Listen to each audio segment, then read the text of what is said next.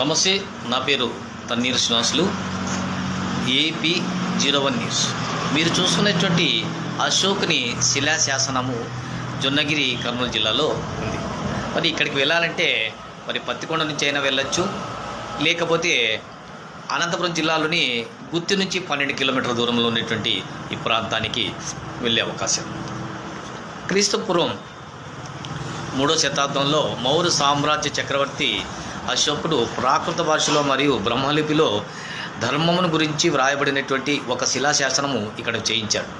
ఈ శాసనంలో దేవతలకు ప్రియమైన అశోకుడు తల్లిదండ్రులను మరియు పెద్దలను ప్రేమించాలి, భూత దయ కలిగి ఉండాలని మరియు సత్యమును మాత్రమే పలుకవలేను, ధర్మాన్ని అధికారులైన ప్రతి ఒక్కరికి తెలియజేయాలని చెప్పి మరి ఇందులో పొందుపరిచారు. ఇది హైదరాబాద్ శాఖలో ఉన్నటువంటి కార్యాలయం నుంచి చిత్రీకరించబడి ఇక్కడ ఏర్పాటు చేశారు. మీరు తార్ రోడ్డు దిగిన తర్వాత ఒక కిలోమీటర్ లోపలికి వెళ్తే ఈ శిలా శాసనంతో పాటు మరికొన్ని శాసనాలు మీరు ఇక్కడ చూసేటువంటి అవకాశం ఉంది. ప్రకృతి వనమాలలాగా ఇక్కడ ఉండేటువంటి చెట్లను, చుట్టూ ఉన్నటువంటి ప్రదేశాలను ఆస్వాదించవచ్చు. కనుక ప్రతి ఒక్కరు రండి, ఈ యొక్క పురావస్తు శాఖను